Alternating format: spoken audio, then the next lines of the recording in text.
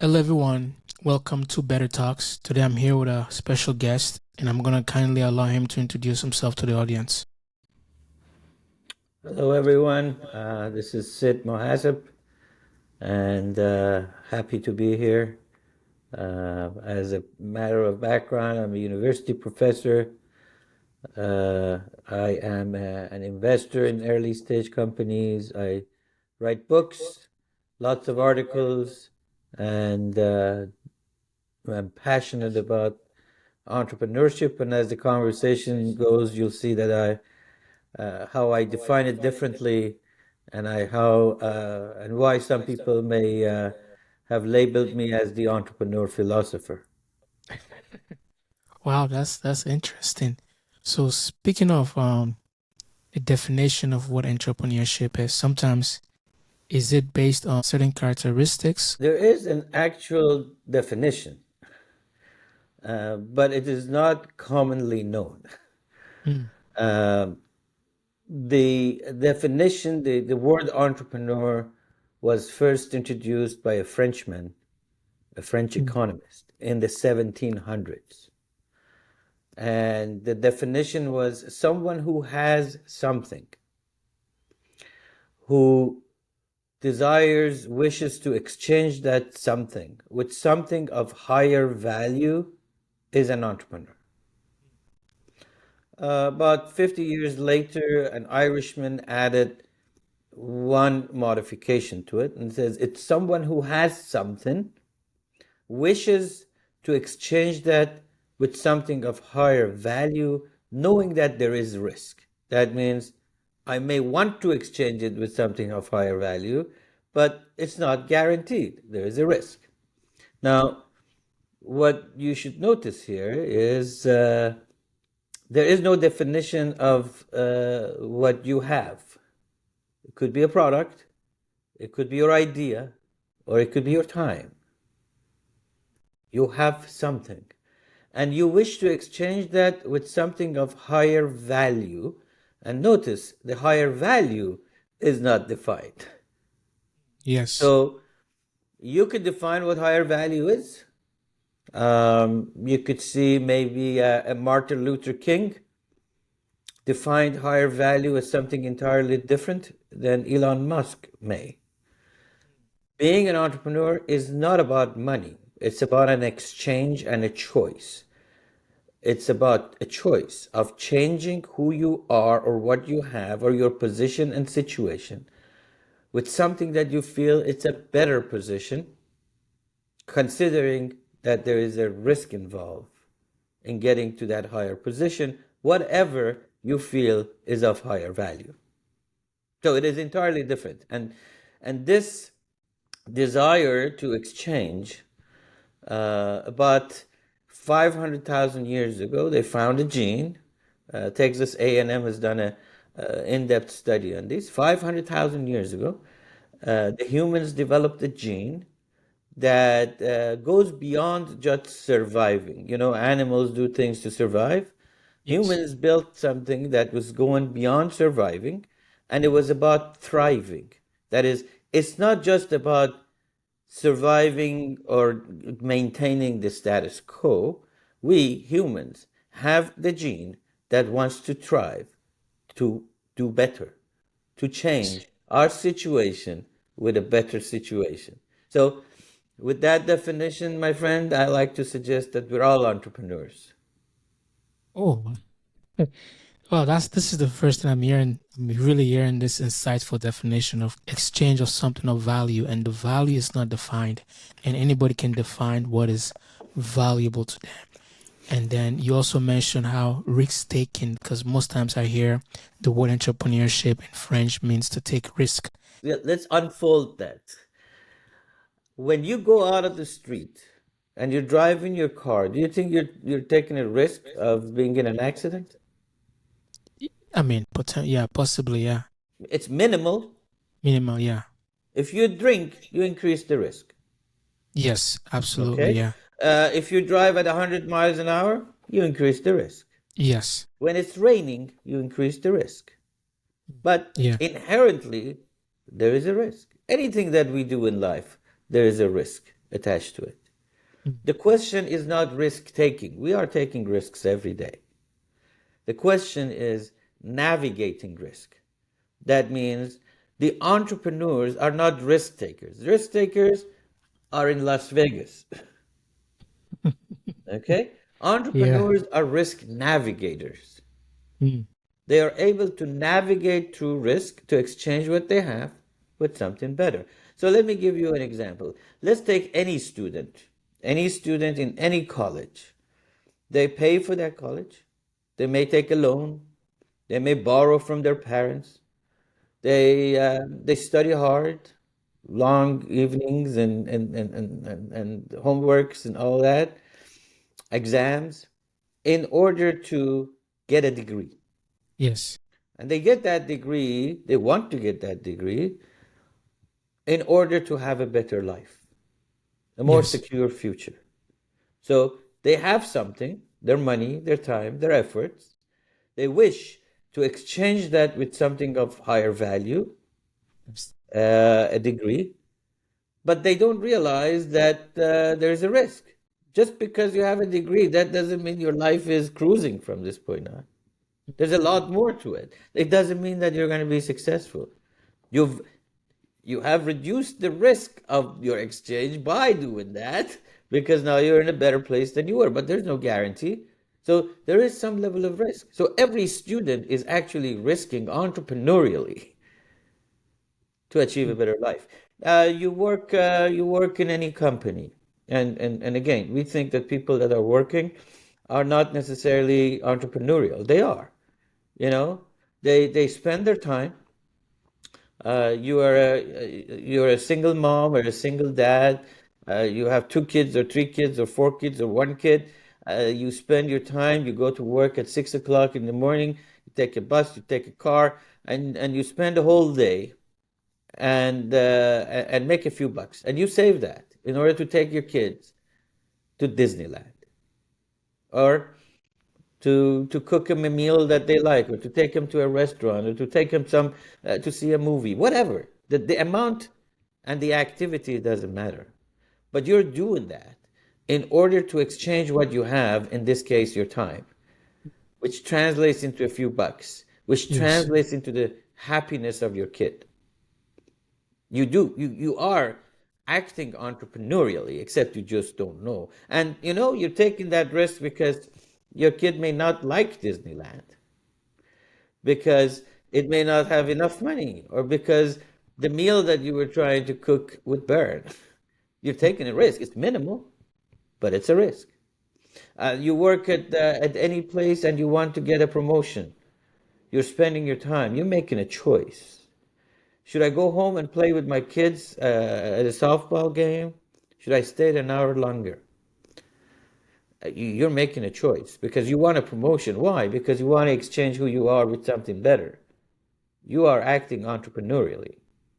Entrepreneurship is not about money, it's the inherent ability for us to exchange who we are with something better. If your choice is to make money and you think that is what drives your satisfaction, good for you. So Good for could you. I say that the reason why most people want to start their own business, I will assume, is because they want to make a profit? Is there a bigger reason than profit Of itself? course, Or of okay. course there is. If you and there's studies that people have done on this. First of all, the businesses that people create just to make money often fail Mm. because Interesting. there's no passion or cause involved in it. The cause becomes profit, and the profit by itself is not enough for you to think about your business at 3 o'clock in the morning. So, Interesting. most businesses that are or business people that are only focused on money often are not successful. Okay. So the second thing, so there is a cause, there is a reason that you do that. If you ask a lot of entrepreneurs that are starting, say, I want to be my own boss. I want to, I want to be free. I want to go golfing. I want to have they don't say, I want money. They want the money to achieve something different. That is the reason that they want their own you know. They say, oh, I'm stuck here, I do this thing and I make $10, $20, $50 an hour, and that's it. I have no ability to afford sending my kids to college, and therefore I need something else. I need a better life.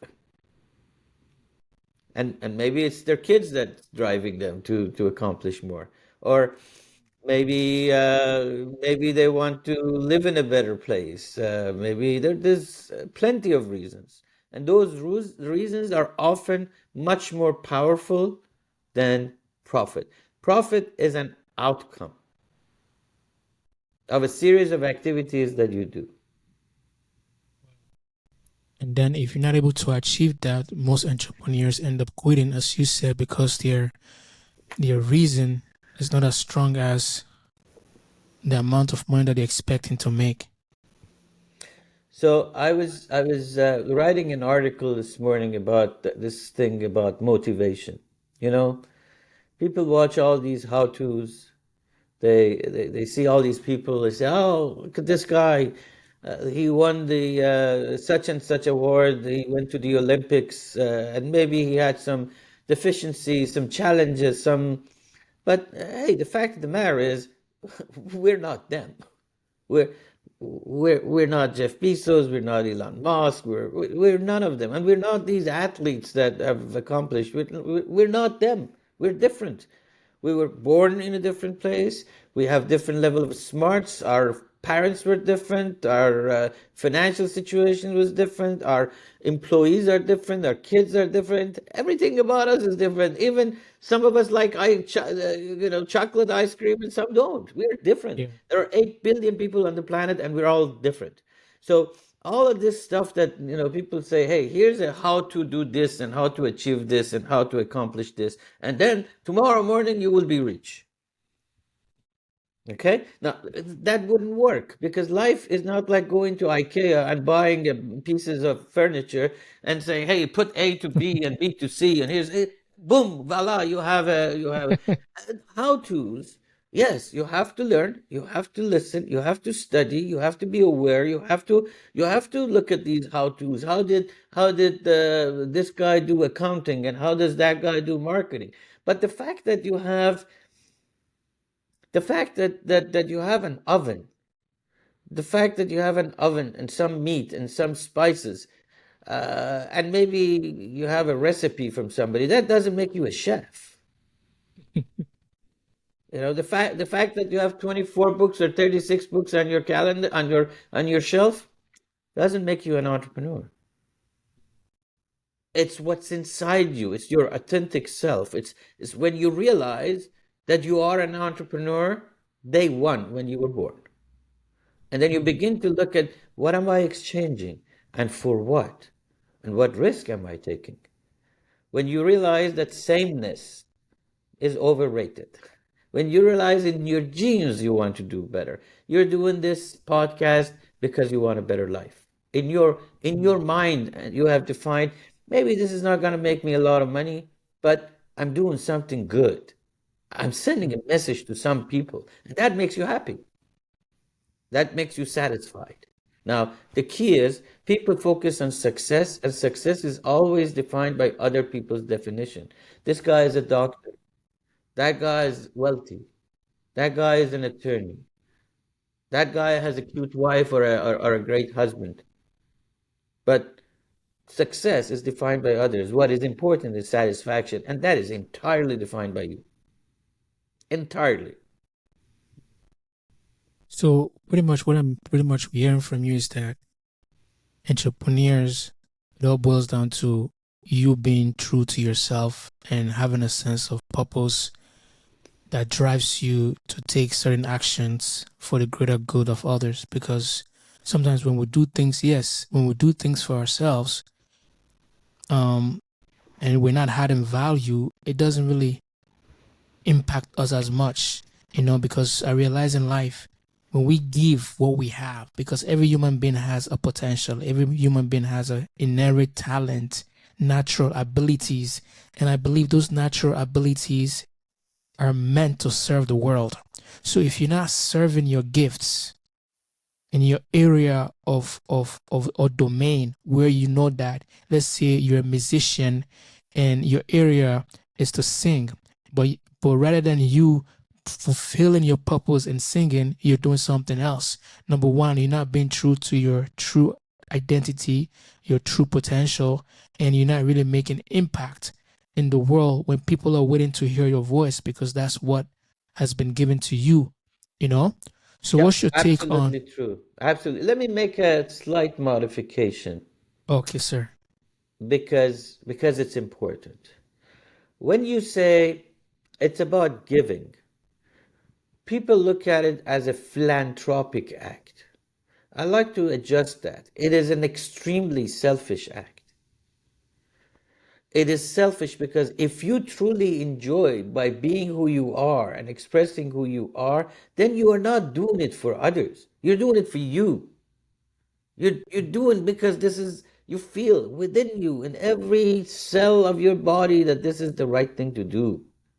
And that's when you're satisfied. If you do it because of somebody else, it's like marriage, you know? If you do something because you think, oh, my wife is going to be happy, or this is an economic exchange, I do this for her and she's going to do that for me, then at some point, every time you do something for somebody and you don't like doing it, there's a drop of water in this patience cup. And at some point it overflows. At some point. Maybe it's a year, for some it's 20 years, for some it's 6 months, for some it's 50 years. But the fact is, if I do something for my wife and I believe that it makes her happy and her happiness makes me happy, her happiness makes me happy. I am doing this entirely for me because it makes me happy. Then I'm not looking at this that, oh, I'm being this and when I'm at home I'm not saying, well, what am I doing? How about me? How about me? Because we're human beings.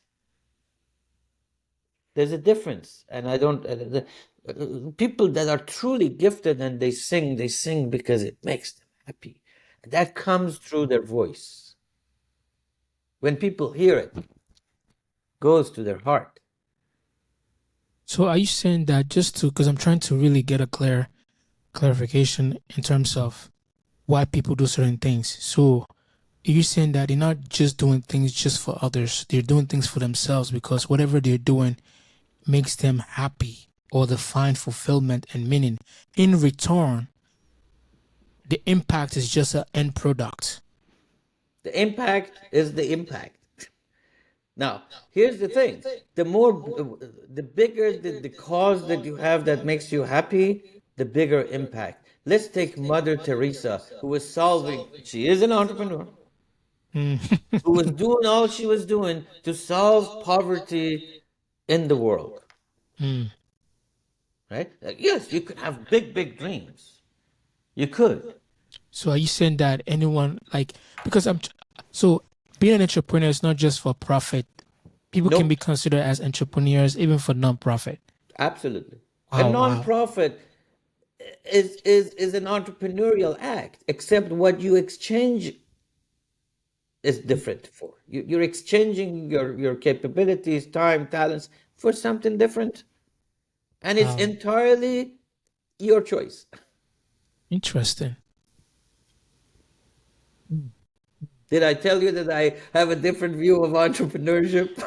It's like my mind is just juggling because I'm like, wow, this is the first time I'm hearing your own perspective and philosophy on entrepreneurship, and this has really opened my eyes to see, wow, then everybody's indeed an entrepreneur because we all do certain things for our own interest, and No, then if you expand your own interest, if you expand your own interest to making $10 to giving, because it feels good, because you're convinced, then you do it entirely selfishly, and you don't look at it as I'm giving because I have an obligation to somebody else. No, I have an obligation because I'm changing what I have with something better.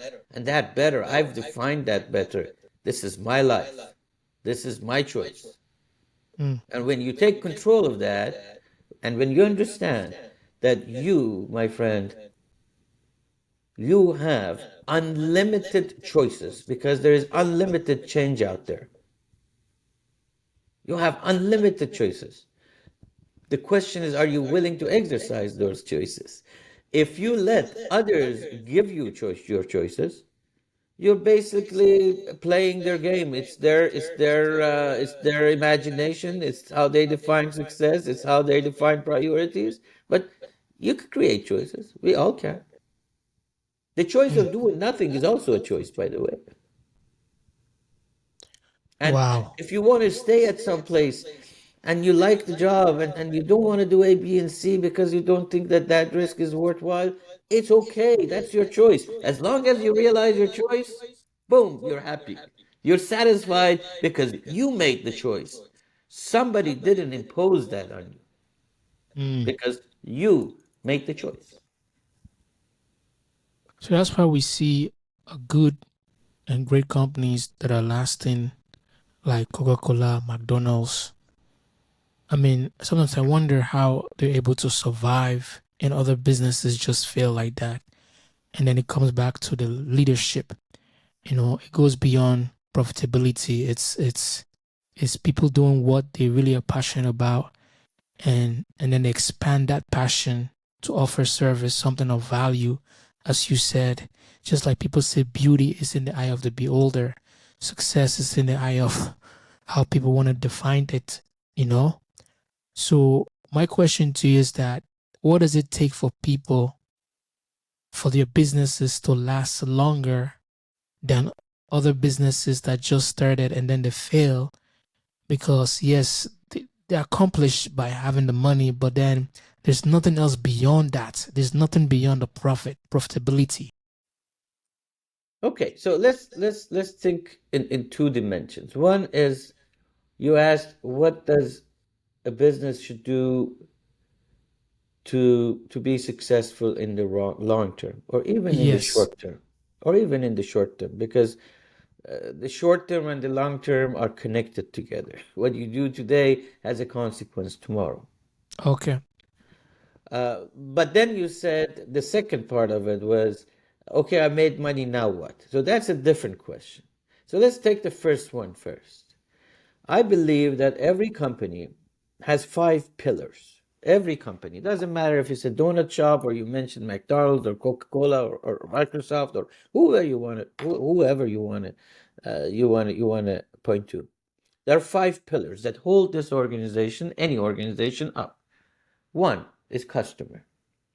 The other one are the employees. The other one are the investors, which could be the owner. The other one is the partners that make that venture happen. That could be the person who cleans the place, or it could be a partner in the supply chain, any partner. And the last one is the society, the community we operate in. Let's take the first one as customers. Let me ask you a quick question.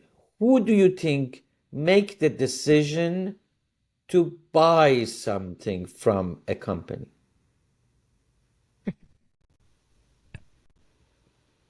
I mean, customer. The customer. So the company has zero decision making ability, zero, Mm, no decision interesting. making ability. And if we think we're in control when we can't make a decision on it, we're a fool. You're only in control when you can make a decision on something, right? Yes, You're absolutely. not in Yeah. control of your life if you can't make a decision on any part of it. So a company is not in control of the sale. The buyer is, the customer is. And you know why they buy? Because they have their own reasons. They have a Mm, reason. It may be that this is a good brand. It may be that they like you. It may be that they were passing by and they're hungry. It may be the yeah. brand. It may be the security. It may be a lot of different things. And those reasons, my friend, are changing all the time.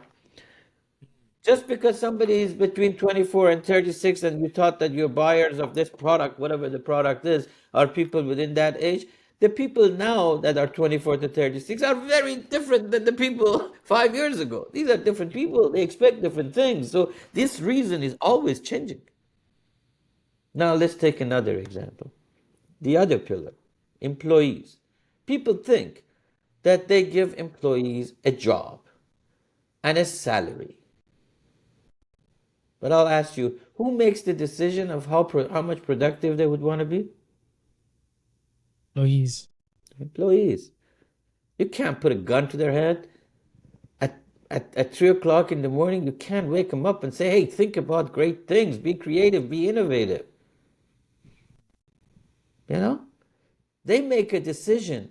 They make a decision maybe because rent is due. They make a Yeah. decision because they need the benefits and their kids are sick. They make a decision because this place is close. They make a decision because I can work from home and I'm close to my children. They make a decision for 1,001 reason. And they decide how much productivity they're going to bring to the table, how much loyalty they're going to bring to the table.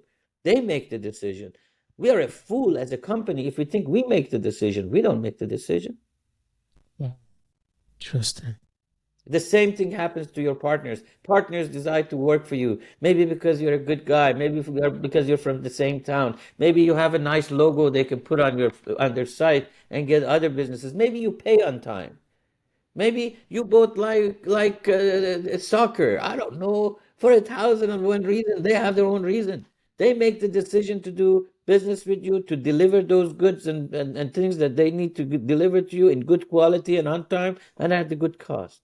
The investors make a decision to invest in you because of their own reasons. I make an investment in a company because my mother-in-law had cancer, and I have an affinity to that. I like to cure the cancer. Somebody else likes dividends. So somebody else likes 1,000 to 1 return. Somebody else likes an individual. Somebody else makes an investment because it's their cousin, their son. There's 1,001 reason. And guess what? Those reasons are changing all the time. The simple as this. 5 years ago, a 3% return was okay. Now it's not okay. So what happened? The reasons changed. And the same with communities. The same with communities. If if we behave in a certain way, there is an exchange. They decide if they give us a tax benefit. They decide if they give us people that are not criminals and they're good, and we in return give them something. Now, the company is in charge of value creation for each and every one of these five stakeholders. And these are Wow. always changing, always changing. So the leader must be a conductor who harmonizes all of these all the time. Now, Interesting. you figure out as a business person, as an entrepreneur, you figure out what the reasons are that people are doing things with you, you will have a great culture. You will have great, they will decide to buy from you. You don't have to go knock on their door and say, please, please. The only thing you are in charge of as a company is the creation of value to each one of these stakeholders. And then you have a value. Then you have a business. And Mm. revenue and profits are outcomes and not objectives. Your objective is Mm. to make sure you deliver value to those five constituents. Wow. Wow. Five stakeholders, and your responsibility as a company is to create and deliver values to these five stakeholders. And profit is not an objective, it's an outcome.